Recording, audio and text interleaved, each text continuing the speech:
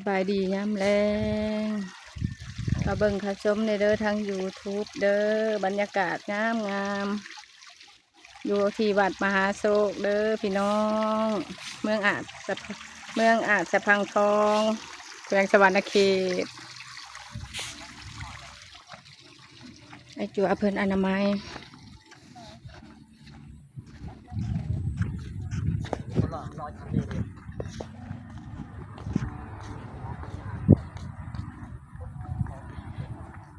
เขาเบิ่งเขาชมเนี่ยเด้อพี่น้องเด้อยายสิเอาลงทาง YouTube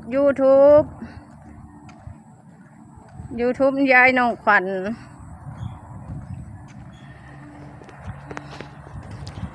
อย่าลืมกดติดตามยายไว้แน่